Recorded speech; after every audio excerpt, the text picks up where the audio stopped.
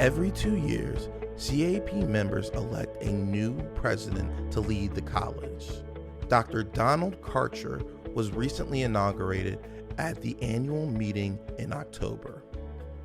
We sat down with President Karcher to discuss his advocacy priorities and how the CAP can influence policy in important ways.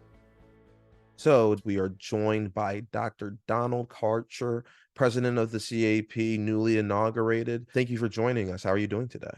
I'm great. Thanks very much for having me. Fantastic. So just to start out our discussion, as president, what do you feel are some of the most important issues facing pathologists, and why do you feel that way? Yeah, so I'm happy to answer that question, but maybe before I do, let me just say, first of all, it's certainly a great honor to serve as CAP president. But I like to tell people that's not why I ran for this office. What I'm really excited about are the things that I might be able to accomplish as president. So, this first question really kind of gets at that issue. We do have several important issues that we in pathology and we in the CAP are facing. And, I'm happy to list the ones that I think are sort of upmost. First of all, I think that the first major issue is payment for our services. Over the past several years, payment for pathology services, both by government and private payers, has been under siege, and that's frankly not an exaggeration. In recent years, this has gotten actually more acute than it's ever been, with government programs shifting payment from specialists to primary care providers, and with private payers increasing their efforts to restrict payments for both pathologists and clinical labs. This really impacts us in three basic ways. First and foremost, pathologists aren't being paid fairly for the critically important services that we provide. But there's another really important impact that this has, and that is that some pathology practices are now struggling to afford enough pathologists to provide services whenever and wherever our patients need us, resulting in less access for patients to our services, particularly in underserved areas, which are definitely in rural areas, but there are also inner city areas that are clearly underserved, so it impacts both. Also, just to tack on to that, labs are also having to decrease their test menus and outsource more assays than ever before, which is negatively impacting the turnaround time for many of those tests. So the second major issue is regulatory oversight of clinical labs. The current big issue is the FDA's proposed oversight of laboratory developed tests. This issue has been around for more than a decade, with proposed rulemaking and proposed legislation over the years, most recently with the VALID Act. When the VALID Act did not pass in Congress at the end of 2022, the FDA made it very clear that they intended to proceed with oversight through rulemaking under its current statutory authority. And so the CAP has been monitoring this very closely, and we're currently preparing comments in response to a proposed rule recently released by the FDA. Another regulatory challenge is how new technologies like digital pathology and artificial intelligence will be regulated. We're working very closely with CMS and the FDA on these issues as well. A third major issue is the worsening shortage of pathologists. For a variety of reasons, not enough students and medical students have chosen pathology as a career over the past 10 years or so. Add to that the ongoing retirement of pathologists and the growing demand for pathology services, and you can see how this shortage has developed. The CAP a few years ago started a pathologist pipeline initiative, and I'm very happy to report that our initiative seems to be bending the curve, with more students now aware of pathology as a great career option, and with more applicants and matches for pathology residency programs. So now that we have more students choosing pathology, we really need more residency slots to train pathologists. We're currently strongly advocating for Congress to increase support for more residency slots across the board, which will increase the number of slots available for pathology. Also, many pathology residents are international medical graduates who are in the US on J-1 visas, which requires them to return to their home country after finishing their training. We're currently advocating strongly for a visa reform so that more of these well-trained young pathologists can stay in the US to practice. So I think those are the main issues that come to mind. Thank you. And I think that's a long list of items, but I think it comes down to being able to advocate for these very important issues that you've raised. What do you feel the CAP needs to do to accomplish these advocacy goals? Really, when it comes down to it, we really need to continue to do the things we've done well for many years, to advocate and lobby for what pathologists and clinical labs need to care for our patients. So first, we need to continue to advocate strongly with CMS, with Medicare MACs, the administrative contractors that determine coverage of our services, and also private payers to ensure fair payment and appropriate coverage for pathology and clinical lab services. Challenges from private payers have markedly increased in recent years. Although the CAP has to be careful when dealing with private payer issues due to antitrust laws, we have continued to fight very hard to the limit of the law on these issues. And I can assure everyone, we will continue to push forward very hard on these payment issues with private payers as we move into the future. Regarding the regulatory challenges that we talked about, we really must continue to work closely with the various federal agencies, such as CMS and the FDA, to ensure that their regulations are appropriate and don't interfere with our ability to provide innovative services for our patients, and certainly don't overburden pathology practices and clinical labs. Finally, we need to work with Congress to increase training slots for pathologists and to provide visa reforms to allow more international graduates to stay in the US to practice. So I think those are the things that we really need to focus on to accomplish our advocacy goals in the coming months and years. So following up with that, how has the CAP advocacy helped pathologists and how can it help them in the future? Well, the CAP has really been the lead organization for decades in advocating for pathology and for pathologists. CAP was founded 77 years ago expressly for the purpose of advocating for the profession of pathology. Starting right from the very beginning of our existence, we were organized as a 501c6 organization, and we are still the only 501c6 national pathology organization. This allows us to spend unlimited resources on lobbying and also to sponsor a political action committee. And of course, that's the CAP PathPAC. Also, the CAP Washington office has one of the largest staffs of any medical specialty. So that allows us to have the resources to really cover all of the issues really quite completely.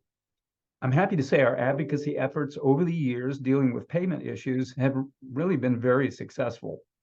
Through our efforts, more federal payment challenges for pathologists and clinical labs have been successfully resolved with CMS over the last 20 years than any other medical specialty. So that's certainly a record that we can be proud of, but it's never enough. We have to keep pushing forward on payment issues and other issues as we go into the future. In fact, looking into the future, our advocacy enterprise, including our Washington office, must and will continue to lead all pathology organizations in advocating for pathologists and clinical labs. Very important for the future of our profession. Thank you, Dr. Karcher. And I think all of this in context, it would be important to mention the Pathologist Leadership Summit. The CAP's advocacy event that happens every year in Washington, D.C., where pathologists from across the country come to lobby their congressmen and advocate for the advancement of the profession. Can you talk about how important the Pathologist Leadership Summit is and why it's so important that so many pathologists get involved?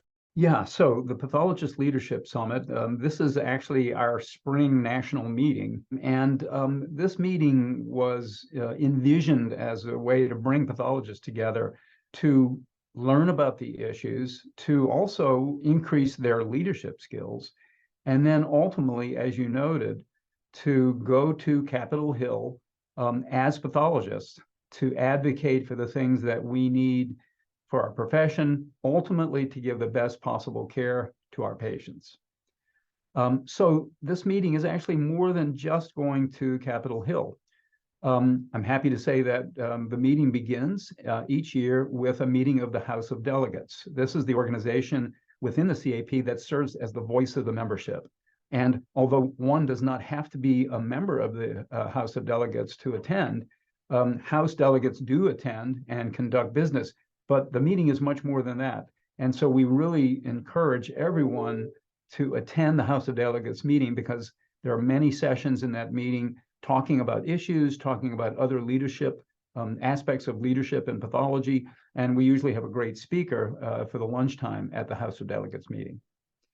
The second part of the meeting really deals with leadership and the opportunity for pathologists to up their game in terms of their leadership skills and their approach to leadership across the board in our profession.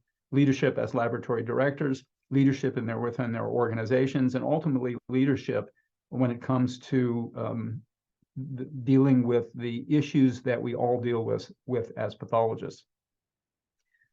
Those sessions are followed by sessions designed specifically to make sure that the attendees at this meeting are fully informed on all of the important issues of the day. So there's a detailed discussion of each issue. And then there are actually sessions designed specifically to help attendees prepare for their visits to Capitol Hill. So the final day of the Pathologist Leadership Summit is what we refer to as our Hill Day. And we have groups of pathologists, and I'm happy to say we set a new record in our last year of having more pathologists attend and visit with their members of their congressional delegations in person than we've ever had in the past. So here's an opportunity for pathologists armed with information and armed with talking points to go to members of Congress, to their congressional offices, and advocate for the things that we need. Now, why is this important? Well, first of all, we are constituents. So we always try to have our attendees go to congressional offices that are their district or and also in their state, so that they are actually constituents of those members of Congress. And members of Congress listen closely to their constituents. Also, the other important reason why having pathologists do this is so vitally important is that who better than us understands what we need and why we need what we need to provide care for our patients. Only we really can give a convincing argument to members of Congress and their staffs as to the things that we need and why it's so important, not only for our profession, but we always try to point out why it's important for the members of Congress constituents, our patients who are their constituents. And so it's really important for attendees to take the trouble to go to Capitol Hill. And by the way, I should note that we have people who have never done this before.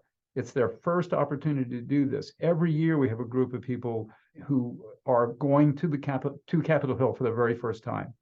They are going with experienced advocates. So it may seem a little intimidating at first, but there are people there that are very experienced going with them.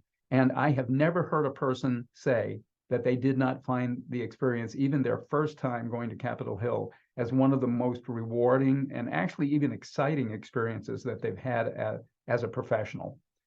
It's really quite amazing to see retail politics conducted directly in the halls of Congress. And so we really strongly encourage people who've never done it before to come along.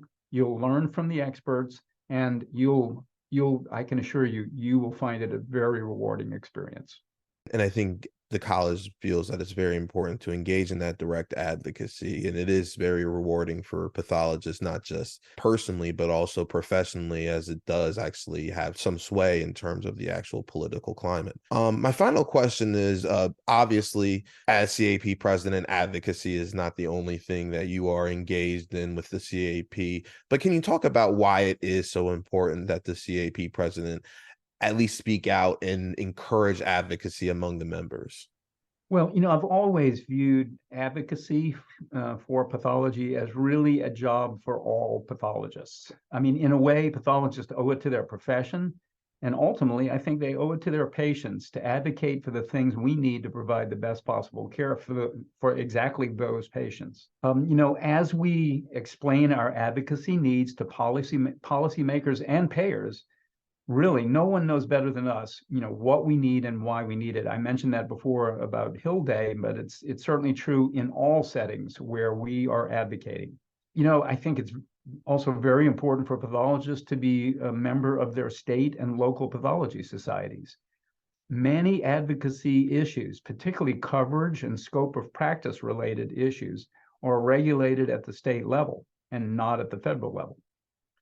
Also, it's not uncommon for state payment and coverage issues to eventually become national issues. So I think it's really essential that pathologists be aware of those issues and advocate on those issues at the state level, because many of them ultimately become national issues that we're all dealing with. I'm happy to say that the CAP works very closely with all state pathology societies on a range of state and federal issues, and that allows us to keep very well informed of issues at the state level, and also to help our colleagues advocate at the state level, and eventually to involve those pathologists who are working at the state level to ultimately get involved on federal issues. So it's actually a win-win as we cooperate and support our state pathology societies. I think the important thing is to stay focused as an organization. And, I can assure you that, our CAP advocacy enterprise, our Council on Government and Professional Affairs, and its various committees, and our Washington office are constantly focused on these issues. We have a great Washington office staff that literally have their ear constantly on the rail, listening for any issues that may be emerging. And that's, by the way, at the local, state, and federal level. So, I think along with all the issues that I listed, I think the main thing is for all of us to stay focused on these issues. It sometimes takes years for our advocacy to ultimately succeed, but we're very determined to get what we need for our members, for pathologists, and ultimately for our patients. Well, I think that's a perfect place to leave it off. Thank you, Dr. Karcher. We really appreciate you being here with us today. Very happy to have been with you today. Thank you. That's all for this CapCast. Thank you so much for listening. For more information on all things advocacy, be sure to subscribe to our weekly newsletter and follow us on Twitter at CAPDC Advocacy. For Advocacy Communications, I'm Alec Bose, and we'll see you in the next CapCast.